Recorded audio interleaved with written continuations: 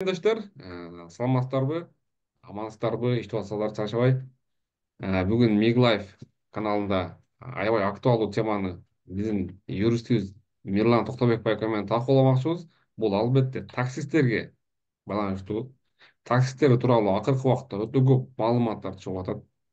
Ошондой эле таксисттерди текшерүү да өтө катуу болуп атат.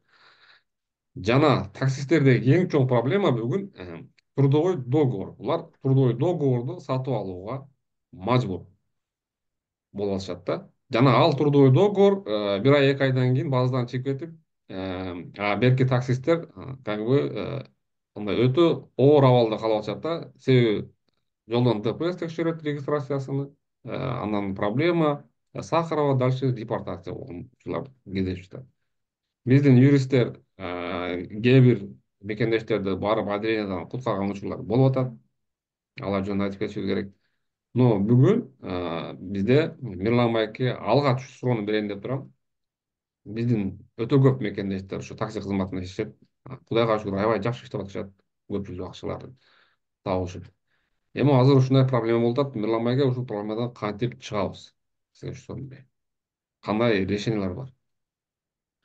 Эми ооба саламатсыздар биринчиден. Эми азыркы учурда жашыруун эмес, бул Орто Азиядан келген көпчүлүк биздин жердештерибиз, кыргызстандыктар, өзбекстандыктар, тажикстандыктар ушуреки такси кызматында өтө көп эмгектенишет. Анан в основном баягы көпчүлүк бөлүгү бул Яндекс таксиде иштешет да. Биз буга чейин дагы көптөгөн убакыт бою ушу Яндекс такси менен сүйлөшүүлөрдү жүргүзүп келгенбиз. Биздин компания бир нече жолу каттар менен кайрылганбыз. Анткени Яндекс таксиде биздин жарандарыбыз 8 сааттан иштешет, бирок ошол эле учурда Яндекс такси буларга официальный договор бербейт. Официальный договор бербегендигине байланыштуу биздин жарандарыбыз башка жактан ошореки жасалма же болбосо иштебеген эле жеринен трудовой договорлорду сатып алып, ошорекилердин аркасында регистрация кылып, анан Яндекс таксиге иштегенге мажбур болуп келишкен. Анан эми бүгүн дагы мына сообщениялар келип баштады. Яндекс такси мындан ары самозанятыйлар менен иштемей болду да. Мына азыр уже сообщениясы келди соответствующий. Мындан ары эгер самозанятый болбосоң, сен башка жакта иштеген киши болсоң, сен уже Яндекс таксиде иштей албай каласың. Же болбосо, если даже башка жакта иштеген күндө дагы сен самозанятый болуп катталышың керек болуп калат да. Бул эми Яндекс таксинин ушуреки ситуациядан чыгыштын бирден бир жолу деп табылган жолу болуп атат. Ошондуктан азыр баардык биздин ушуреки такси кызматында иштеген жарандарыбызга айтат элем, в срочном порядке уже самозанятый оформить этиш керек. Самозанятый оформить эткенден кийин, ушу Яндекс таксиде иштегенден кийин көпчүлүк кишилер биздин жарандарыбыз машиналарды арендага алып минишет. Ал деле жашыруун эмес. Ошореки Яндекс таксидеги машиналардын ээлери менен, ээлери обычно булар гражданин Россия. Ошолор менен ачык айкын сүйлөшүп эле, ошолор менен гражданско правовой договор түзүшү керек. Гражданский правовой договор түзгөндө ошо машина берүүчү менен, арендодатель менен да, водительдин ортосунда дагы уже трудовой договор түзүлөт, жана гражданско правовой договор түзүлөт дагы. Экөөнүн ортосундагы дагы мамилелер уже законный жолго өтөт эле да. Законный жолго өтөт дагы. Ошондон ары уже Яндексте таксиде официальный иштегенге жол ачылат. Ошондуктан биздин жарандарга айтат элем, сиздердин эң ушуреки таксиде иштеген биздин жарандарыбыздын бирден бир ушуреки өзүнүн мыйзамдуу такси кызматында иштөөнүн жолу бул ошол таксинин ээси менен гражданско правовой договор түзүп, анан налогун өзүңүздөр төлөп, ушундай иш кылсаңыздар, сиздер ачыкка чыга аласыздар. Ишиңиздер мыйзамдуу болот. Ошондуктан баардык ушу биздин жарандарды чакырат элем, гражданско правовой договор түзүп, ошо өзүңүздөрдүн азыркы положенияны мындай закондоштуруп, мыйзамдаштырып алыңыздар.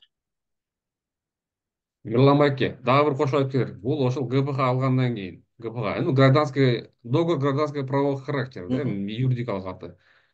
Регистрацияны узарта алышабы, алышпайбы ошо немелер? Сатып албай эле трудовой договор ГПХ жасатышса, регистрацияны узарта алышабы 9 айга кийинки, 3 айдан кийин.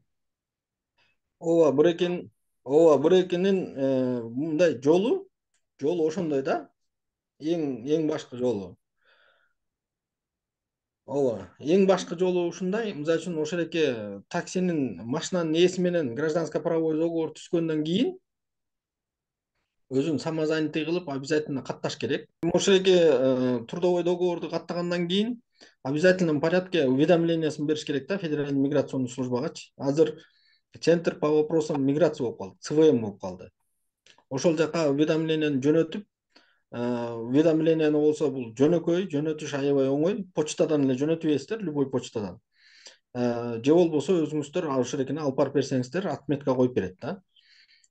Обязательном порядке ошол эки уведомление жөнөткөндөн кийин Сбербанктын любой отделине барсаңыздар, же болбосо МФЦга барсаңыздар, же болбосо ушу налоговойго барсаңыздар, сиздер самозанятый кылып каттайт ошол жерден. Самозанятый болгондон кийин обязательном порядке ошол жерден мой налог деген приложенияны көчүрүп аласыздар. Көчүрүп аласыздар дагы ошол мой налогко бир картаны байлайсыздар.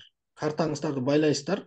Ошо картага түшкөн доходтун баардыгы сизге как бы доход болуп эсептелинет. Ошондо налог чыгат. Эгерде налогду азыраак төлөйм десеңиздер, отдельный карта ачып, таптакыр жаңы карта ачып, ошол экени байлап, анан ага кандайдыр бир акчаларды көп салбай, только ошо айлыгыңызды бир канча миң, 30 000 же 20 000 айлыкты салып, ошонун эсебинен налогду төлөп коюп турсаңыздар дагы бул уже законный болуп эсептелинет. Самый главный ошо ай сайын өзүңүздөр налогторуңуздарды кечиктирбей төлөп турсаңыздар, ошо уведомленияңыздар кеткен болсо, сиздер уже абсолютно законный порядке иштегенге мүмкүнчүлүк түзүлөт.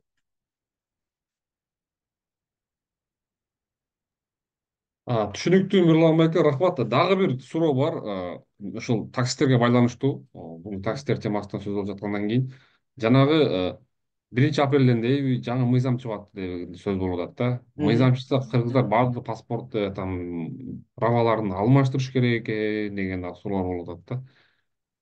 Ушул канчалык чын биздин кыргыздар паспорт менен правасын российскийге алмаштырыш керекпи же жокпу? Кандай тиешеси бар бизге, ошону айтып Жок, берсеңиз.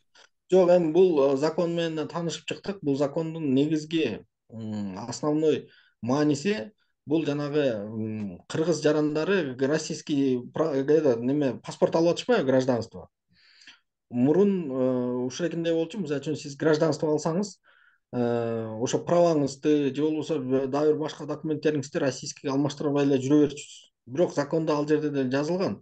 60 күндүн ичинде гражданство алгандан кийин праваны жана башка документтерди российскийге өткөзүш керек депчи. Бирок ал кандайдыр бир катуу чараларды колдонулбай эле келген да.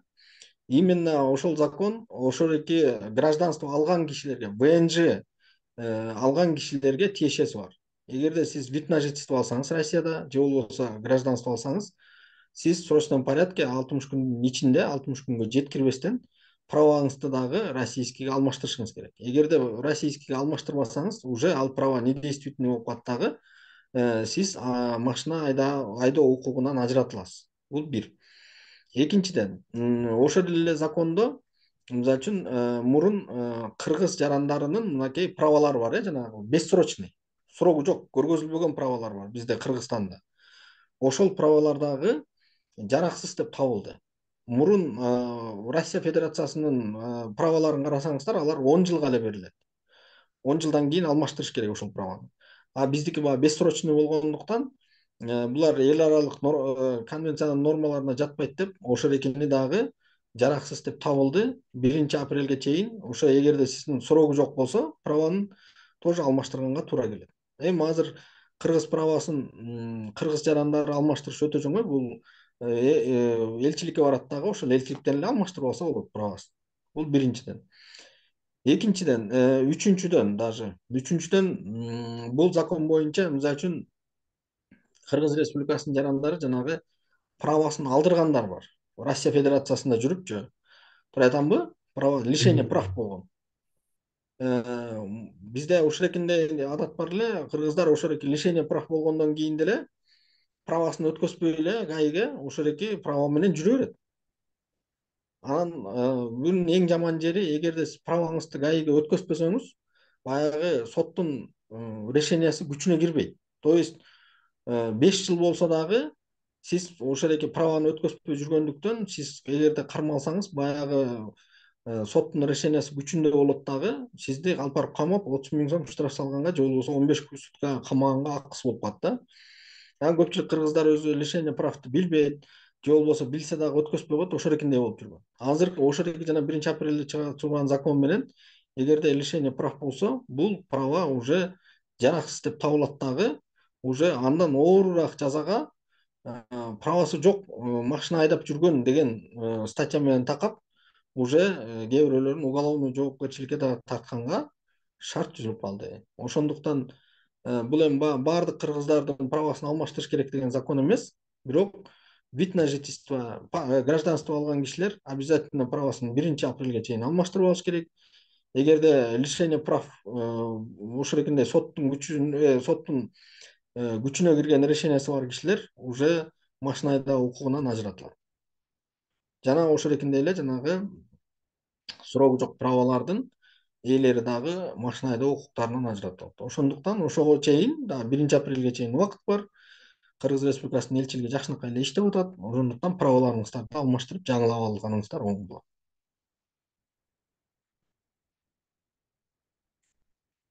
Голосуң чыкпай калды.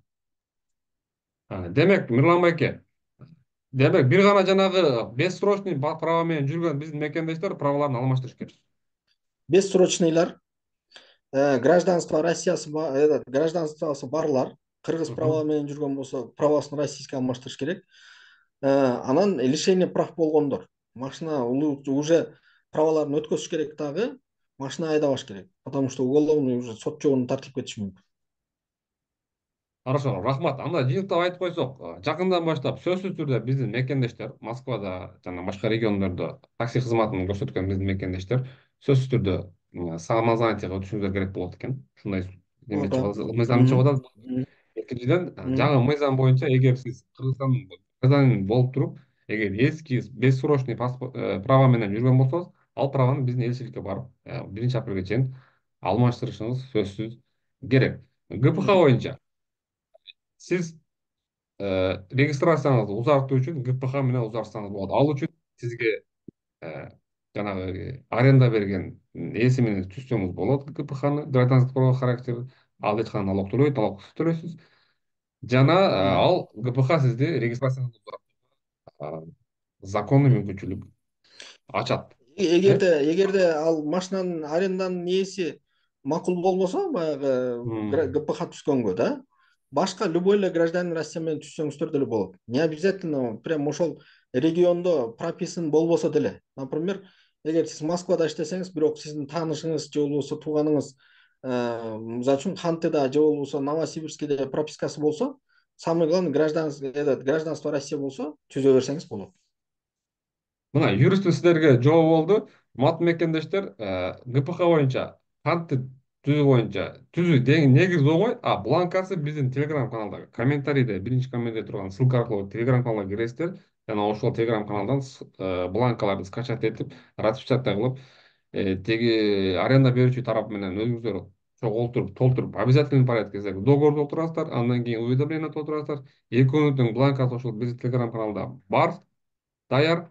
Анан алып толтуруп, анан уведомленияны берип, жөнөтүп коюшуңуздар керек. Жана самозанятость ачышууну да унутпаңыздар. Эгер сиздер андай түзгүңөр келбесе, анда биздин мына юрист байкебиз, Мирлан байке өзү түзүп берет. Албетте бул платный услуга болмокчу. Ал жагын биз азыр алдагы номер жазабыз, ушул номерге жазып, сурап, тактап алсаңыздар болот. Мен өзүм жооп берем.